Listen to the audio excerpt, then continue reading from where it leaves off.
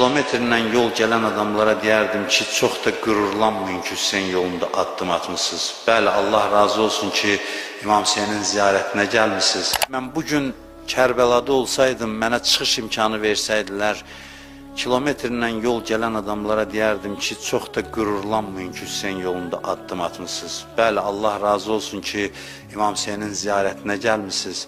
Amma siz az olanda heç acımamış sizi çağırırdılar xeymələrə, sizə yemək verirdilər. Sizin ayaqlarınız yorulurdu, sizin ayaqlarınızı oxalayırdılar, yuyurdular, ayaqqabınızı təmizləyirdilər.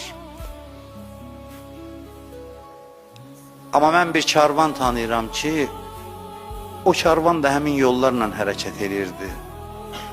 Amma uşaqlar acından ölürdü, ləzzətli yemək bişirirdilər, özləri yiyirdilər, uşaqlara vermirdilər. Xanım Zeynəb ağlaya-ağlaya baxırdı az uşaqlara, susuz uşaqlara.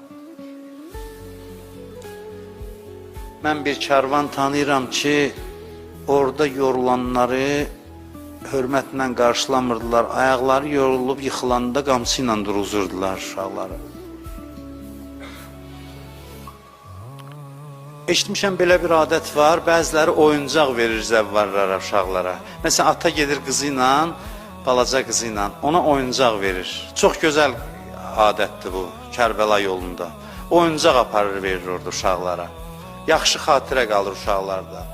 Amma Hüseynin qızlarını ağlayanda aram eləmək üçün oyuncaq vermirdilər. Atalarının kəsik başını gətirib qabaqlarında qoyurdular.